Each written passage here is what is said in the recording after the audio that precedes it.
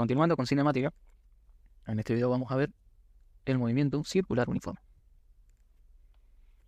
El movimiento circular es el que describe un cuerpo que gira alrededor de un eje con una velocidad angular y un radio constante. O sea, un círculo, ¿sí? Como vemos ahí en la animación. Por lo tanto, un cuerpo que hace un movimiento circular uniforme tiene una trayectoria circular. Características del movimiento circular uniforme. La principal característica del movimiento circular uniforme es que la velocidad angular es constante. ¿Pero qué es la velocidad angular? La velocidad angular es justamente la velocidad con la que gira el elemento, ¿sí? Fíjense que acá tenemos un radio. Y ese radio se mueve siempre a una velocidad. ¿Qué sería entonces la velocidad angular? Sería entonces un cierto ángulo a un cierto tiempo, ¿sí? Así lo podemos describir. Porque fíjense, entre esta posición 1 y esta posición 2, describió un cierto ángulo, alfa, en un cierto tiempo. De acá hasta acá. Que podemos tomarlo justamente midiendo cuando pasa por acá y cuando pasa por acá, tomamos el tiempo que tarda en barrer este ángulo, ¿sí? Entonces la característica del movimiento uniforme circular es que esa velocidad es constante. Si fuera acelerado, justamente cada vez iría a cambiar, ¿sí? Estaría acelerado. La velocidad del cuerpo que hace un movimiento circular uniforme es tangente a la trayectoria circular. En realidad, siempre va a ser tangente, ¿sí? Siempre va a ser esta componente, la velocidad tangencial, como se le conoce. La aceleración centrípeta es la componente vectorial de la aceleración del móvil que provoca el cambio de dirección de su velocidad. ¿Se acuerdan cuando hablamos de aceleración? Era cualquier cosa que nos generaba un cambio de velocidad, ¿sí? El cambio puede ser por magnitud, por dirección, ¿sí? En el caso del movimiento circular, nosotros tenemos cambios de dirección. Fíjense que estamos acá, antes estaba acá, un poco antes iba a estar por acá, ¿sí? Eso quiere decir que en cada punto nosotros tenemos una cierta aceleración, que es la aceleración centrípeta. Centrípeta es porque va hacia el centro, ¿sí? O hacia el eje de giro. ¿Se entiende? Entonces, si bien el módulo de la velocidad tangencial es constante, sí tenemos una aceleración, porque es la que nos obliga a describir esta trayectoria horizontal. Fíjense, en un punto más o menos por acá, vamos a tener nuestra velocidad tangencial, ¿sí? Pero vamos a tener también nuestra aceleración centrípeta. Si no tuviéramos aceleración centrípeta, pasaría lo siguiente. Ponemos un objeto, ponemos esto. Imagínense que viene acá, ¿sí? Viene hasta este punto y soltamos. Soltamos la cuerda. El ejemplo clásico es que, imagínense que esto es una soga con una piedra, ¿sí? Y una persona lo está haciendo girar. Está haciendo girar para tirar. En algún punto la persona suelta la cuerda, ¿sí? Entonces, la tensión que generaba la persona con la mano para hacer girar esa aceleración centrípeta desaparece. A partir de ese momento, la velocidad queda con la dirección del último instante, que sería, en este caso tendría que ser perpendicular, sería algo así, ¿sí?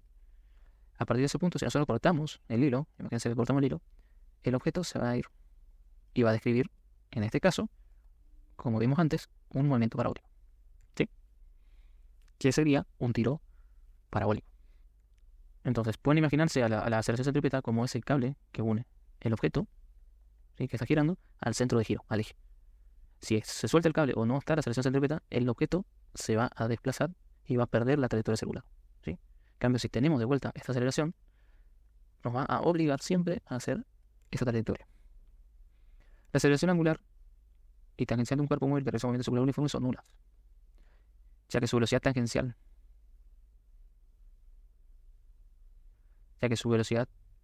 es constante. Fíjate, la aceleración angular, ¿sí? No vamos a tener aceleración angular. Aceleración angular sería la que hace que modifique la velocidad angular. Nosotros dijimos anteriormente que era constante. O sea, esto quiere decir que la aceleración angular es cero. Y la tangencial también. La tangencial sería una aceleración que viene en la misma dirección de la velocidad tangencial, que también va a ser nula, porque se considera que es constante la velocidad tangencial. Entonces, en el movimiento circular uniforme, el periodo es el tiempo que tarda el cuerpo en dar una vuelta completa. Por otro lado, la frecuencia es el número de vueltas que da el cuerpo por unidad de tiempo. Entonces, volviendo un poquito para atrás, vemos que el periodo entonces va a ser el tiempo que tarda en medir. Desde este punto, ¿sí? Pasa por acá, empezamos a medir, a cronometrar y tomamos de vuelta. Ese tiempo que tarda la pelotita azul en dar toda la vuelta es el periodo, ¿sí? 1, 2, 3 segundos, imagínense, ¿sí? La frecuencia va a ser la inversa del periodo y va a ser igual entonces a 1/3 de segundos. Fórmula de movimiento circular uniforme.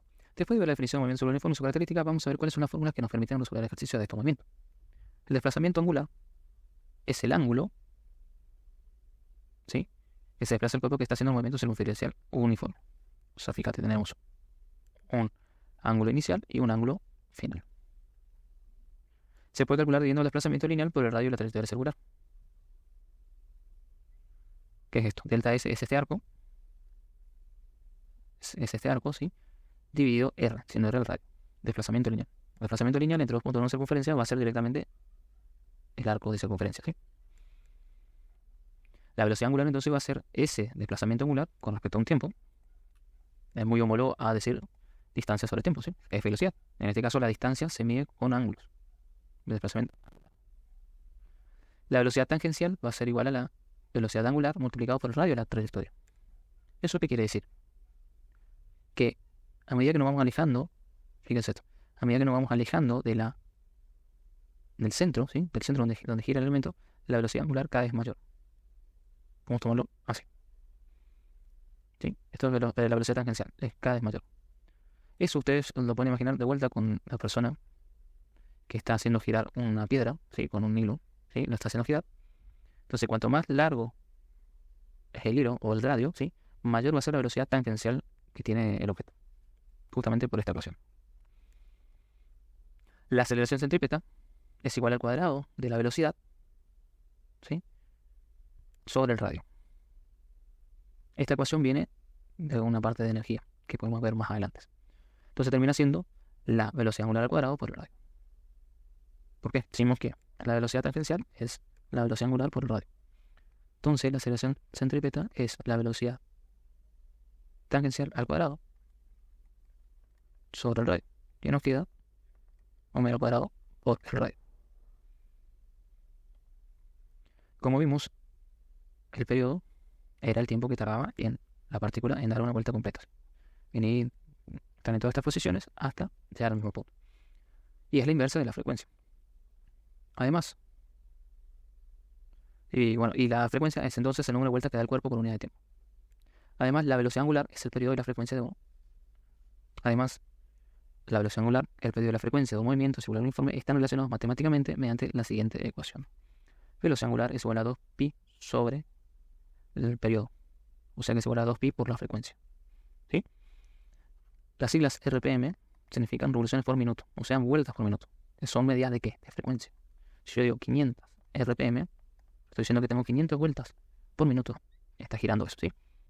Un ejemplo.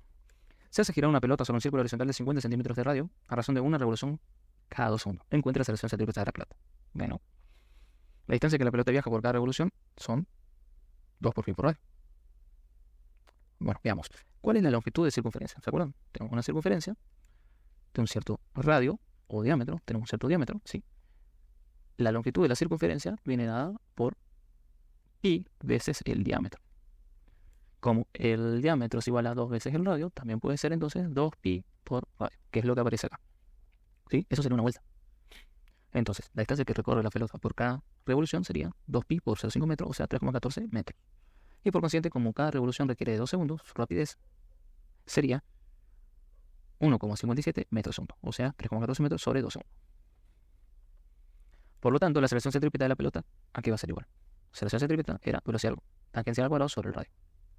4,93 metros segundo al cuadrado. Básicamente este ejemplo es, tenemos una cierta circunferencia, ¿sí? Y tenemos una pelota que está girando alrededor de esa circunferencia, que tiene un cierto radio, que dice que son 0,5 metros. ¿Sí? Entonces nos da una revolución cada 2 segundos. ¿Qué nos está dando ahí? Nos está dando la frecuencia. ¿Sí? Nos dice que hace una vuelta cada 2 segundos. Una vuelta. ¿Sí? Eso nos está dando de datos. Una revolución cada 2 segundos. Nos está dando la frecuencia. Otro ejemplo. Un automóvil viaja a 30 km/h en una carretera a nivel donde el coeficiente de fricción estática entre las llantas y la carretera es de 0,8. ¿Se acuerdan? Fricción era una fuerza que trataba de oponerse a la velocidad, ¿sí? Al movimiento, al desplazamiento. Encuentra el radio mínimo en la curva que el automóvil puede tomar sin quedar rápido. ¿Se entiende el ejercicio? Tenemos básicamente un auto, vamos a mirarlo como desde arriba, digamos, que va a una cierta velocidad.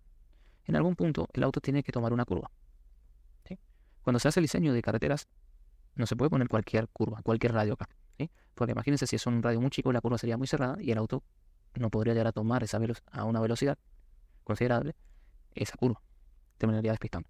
Eso también explica, ya que estamos, explica el por qué hay velocidades máximas en la ruta, ¿sí? Porque por lo general, la ruta se diseña para una cierta velocidad, ¿sí? Entonces, esa velocidad está justamente relacionada con esto, con una cierta aceleración centrípeta que va a tratar de hacer de que el vehículo que va transitando por esa curva, ¿sí? No salga el camino, o no salga su trayectoria, que en este caso sería quede rápido o que despiste, ¿sí? Entonces, la fuerza máxima que la fricción puede proporcionar en este caso, ¿qué es? Nu, que es la fricción por N, la normal. ¿Qué era la normal? Era cuando teníamos una fuerza que se apoyaba en una cierta superficie, la componente normal. En este caso sería el peso, mm, que es la masa por la gravedad, ¿sí? Entonces, lo que pasa acá es que la fuerza centrípeta tiene que ser igual a la fuerza de fricción. Cuando son iguales, estamos en equilibrio. Si la fuerza centrípeta por algún motivo es mayor a la fuerza de fricción, el auto va a despistar, ¿sí? Y la fuerza centrípeta viene dada por esta ecuación. ¿Qué pasa si es menor? Si usted me dice, bueno, fuerza centrípeta menor que la fuerza de fricción. No pasa nada, porque la fuerza de fricción se va a desarrollar en realidad a medida de que varíe la velocidad, ¿sí? Entonces, si nosotros tenemos una mayor velocidad, la fricción va a ir variando hasta igualar eso. Entonces, la rapidez del automóvil es 30 km/h, lo pasamos a metros segundo, nos queda 8,3. Y el radio mínimo, entonces, para la curva, para este caso, para 30 km/h, va a ser la velocidad sobre nu por g. Bueno, fíjense acá. Entonces nos queda fuerza centrípeta es masa por velocidad al cuadrado sobre radio. Igual a G por m por g. La masa se cancelan porque están del mismo lado, en el numerador a ambos lados, y de ahí despejamos el radio. Que nos queda entonces que es la velocidad tangencial al cuadrado sobre el coeficiente de fricción por la gravedad. En este caso nos da 8,8 metros. ¿Sí? Así, por ejemplo, bajo estas mismas condiciones de fricción, si nosotros tenemos ahora, para hacer otro ejemplo, 120 km/h, ¿sí? Vamos a sacar el radio que necesitaríamos. Sería entonces 120 km/h son 33,33 metros segundo, ¿sí? Entonces sería 33,33 metros segundo al cuadrado sobre 0,8 por 9,8 metros segundo al cuadrado. El radio para ese caso sería entonces aproximadamente igual a 142 metros. Fíjense cómo, al ser la velocidad al cuadrado, ¿sí? No es una velocidad lineal, sino que es más bien parabólica, es cuadrática la relación entre el radio y la velocidad. Pasamos de 30 kilómetros, necesitar 9 metros, a en 120 kilómetros, 140 metros, 142. ¿Sí? Siendo que la velocidad es 4 veces más grande nomás. Pero sería, en realidad, el radio 16 veces más grande, en teoría. Sí, 16 veces más grande nos da la velocidad, que la velocidad. Bueno, esto sería un ejemplo también de aplicación de ese movimiento circular. Hay otros, en otros también pueden aparecer que les pidan la frecuencia, ¿sí? La frecuencia, que les pidan el periodo. Pero básicamente, el movimiento circular uniforme es parecido o análogo a un movimiento rectilíneo uniforme, solamente que al tener una trayectoria circular aparece una aceleración centrípeta, ¿sí? Que hace que la velocidad tangencial en realidad no sea uniforme, sino que varía cambiando su dirección en cada punto. Otra característica es, bueno, eso siempre definimos en función del ángulo, ¿sí? Por eso aparece la velocidad angular, como lo que se desplaza en ángulo con respecto a un cierto tiempo. Bueno, y eso es todo.